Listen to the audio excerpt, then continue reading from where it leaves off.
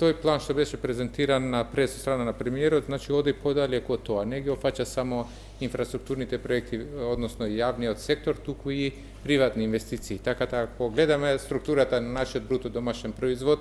во добри времења околу 1/3 или во кризно време, значи 20 беше на 29,4% од бруто домашниот производ, знаејќи дека бруто домашниот производ е на 10 милиарди евра, во период од 7 години тие 8 милиарди може да се вкопат и може да бидат реално, освен што е важно за нас, што би било различно во овој период, да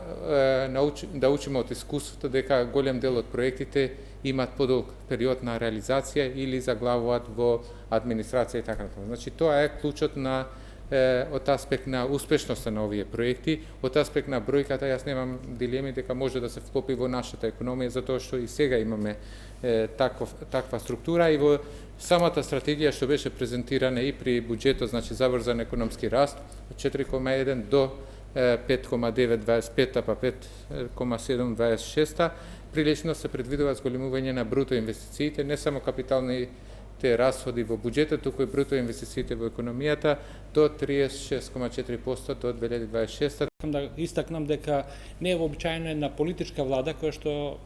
по закон, по устав има ограничен мандат да со амбициозни проекции самата излегува од рамките на тој мандат. Ево имаме подолгорочно, така да се каже, предвидување. Не е предвидување, туку некое ветување кое што се граничи со политички маркетинг. Не е, да речем, не е исклучено. Владите се тука да планираат и стратешки, но вклучуваат и други институции. Ја вклучуваат науката, вклучуваат Македонска академија на науките и уметностите, опозицијата ја консултираат, невладиниот сектор и така натаму, така што тоа е една фалинка, да речем, на пристапот на владата од ова што не беше презентирано и од тука најверојатно се и критичките тонови што произлегуваат од јавноста. Да било поинаков, пристапот да бил поинаков, поинклузивен, најверојатно реакциите би биле доста како да кажам, по